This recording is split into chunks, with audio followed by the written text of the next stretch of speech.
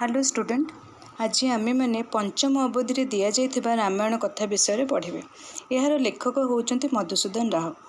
उत्कलर बौरपल्ली रे भक्त कवि रूपे परिचित मधुसूदन राव उक्त प्रबंधटी को रचना करिसंती। से 1853 ख्रीष्टाब्द पुण्यधाम श्रीक्षेत्र रे जन्मग्रहण करी 1912 ख्रीष्टाब्द इहलीला संवरण करथिले। समग्र विश्व को से सौंदर्य एक गंताघर रूपे परिचित करे मानवीय जीवनधारा रे एक सकारात्मक आशावाद सृष्टि करिबारे सफल होई पारिसंती।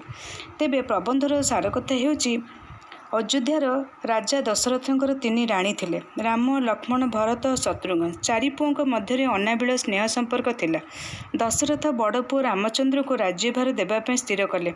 एथिरे प्रजा मानकर आनंदर सीमा रहिला नहीं। राम राजा हेबा कथा शुणी मंथरा नामक दुष्टा दासीर कुमंत्रणारे पड़ी कैकेयी ईर्षा कले। दशरथ को पूर्वर अंगीकार करिथिबा 2टी वर मागिले। प्रथम वरे भरत राजा हेबे और द्वितीय वरे रामचंद्र 14 वर्ष वनवास जिबे। रामचंद्र पितृसत्य पालन करने को प्रस्तुत हेले।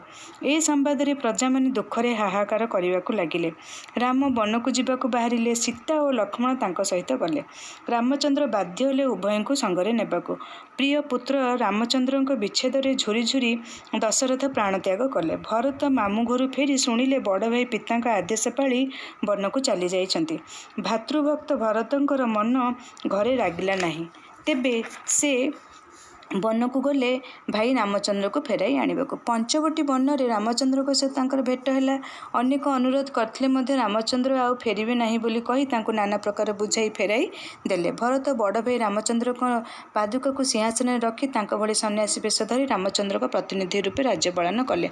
राजभोग खाद्य छाड़ी फलमूल खाई तांकर अपूर्व त्याग जोगु प्रजा माने तांको प्रशंसा कले।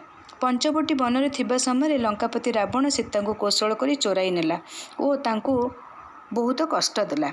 एणे रामचंद्र लक्ष्मण सीता को खोजी खोजी निराशिले। सुग्रीवंक संगे मित्रता स्थापन करी तांको अनुचर वीर हनुमान को सीतांकर ठाब करने को पठाइले। सीतांकर ठाबनी वीर हनुमान फेरिले। समस्ते मिसी लंका आक्रमण करी रावण को बध कर सीता को उद्धार कले। अयोध्या को फेरी रामचंद्र राज्यभार ग्रहण कले। कैकेयी निज कार्य ପାଇଁ लज्जा पाइले। सुखरे समस्त दिन कटिला। किंतु सीता रावण घरे रहिथिबा जोगु प्रजा निंदा करिया कथा सुनी रामचंद्र सीता को परित्याग कले। लक्ष्मण भाई आदेश रे सीता को वाल्मीकि आश्रम निकटस्थ वनभूमि रे छाड़ी आसिले। वाल्मीकि सीता को निजर कन्या भली पालन कले। सेठारे सीता 2टी जाँला पुत्र जन्म करी सेमानकु लालन पालन करी बड़ कले।